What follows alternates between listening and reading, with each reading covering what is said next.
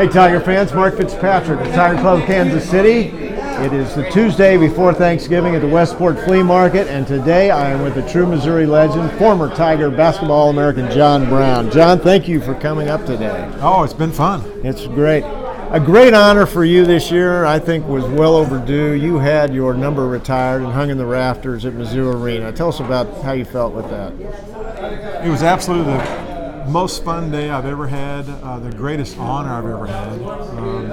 I've been on Olympic teams. I've done a lot of great things in my life, but I consider that the very top of my athletic life. Talk about your days at Mizzou. You were really Norm Stewart took a program over in 1967 and it only won 6 games over 2 years. He'd slowly build it up, but your arrival really took it to the next level. Tell about your memories of playing for Norm and at Mizzou. Well, I mean, we had a large recruiting class, a lot of good players. Honestly, coming from Dixon, I thought I was pretty decent, but I really didn't know. I don't know that Norm even knew how good I could be. But when we played the black and gold game, freshman against the varsity, I scored 32, and we almost beat them. I fouled out with a minute to go. And then the next 5 Saturdays, Norm had us playing every Saturday morning. At 8 o'clock, we played that varsity. He wanted to make sure that we kept playing them close every week. And finally, Don Tomlinson, on the jump start of the game, broke my nose. And we ended up losing by 20 to the varsity that day, and it was finally over. Those guys were so tired of coming in on a Saturday morning and play us. What was it like being recruited by Norm Stewart, who was a young, in his 30s back then? I felt like through our conversations and with him visiting with my mom, single mom, that he was a guy I could trust. I mean, I just really always felt trust, and I felt like he had a wonderful knowledge of the game of basketball and could make me a better player.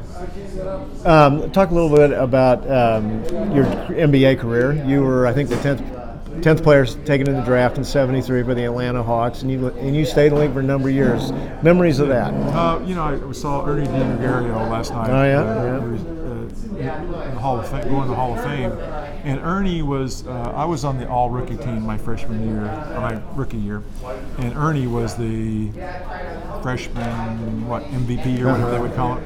So I was hoping I would catch him somewhere because we would have some shared memories. But really, I was an average NBA player, just hard worker. I think when Cotton left Atlanta, that really hurt me because Cotton ran the same offense that Norm Stewart ran. It's called the triple post, one that Michael Jordan used to run in Chicago and with Phil Jackson. And then when Hubie Brown came along, it was much more structured, A to B to C, and everything was real structured. So I really felt like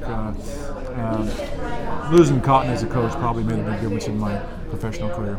Tigers had a tough loss here last night in Kansas City, but I think everyone thinks Cuonzo Martin definitely has his program on the upswing. What are your thoughts about the Tigers this year? I think they got some good pieces.